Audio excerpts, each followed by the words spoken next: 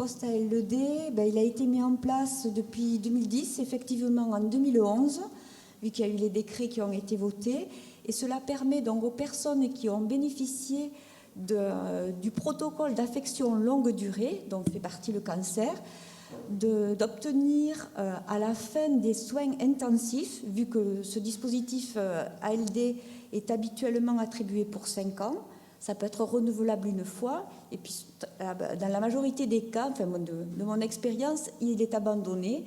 Donc ce suivi post-ALD est demandé par le médecin traitant ou le médecin spécialiste lorsqu'il y a un suivi nécessaire dans le cadre d'actes ou de produits nécessaires donc à ce suivi médical.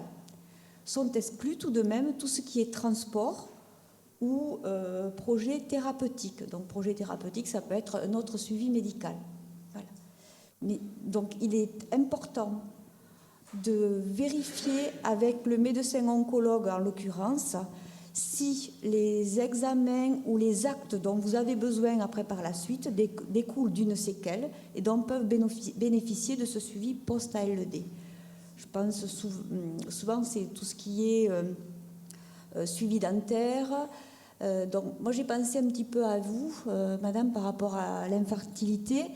Vu que normalement, lorsque même on va se faire soigner à l'extérieur et que l'Espagne fait partie de la communauté européenne, et il y a un combat à mener, donc justement, vu qu'on peut bénéficier de la carte, cette fameuse carte grise de la communauté européenne, pour qu'il y ait cette même reconnaissance et que ce suivi post-ALD puisse être transmis, ou du moins, même s'il faut faire l'avance des faits, puisse être remboursé par la suite. Alors ça, c'est notre combat à mener, mais nous, on a souvent le cas de séquelles dentaires.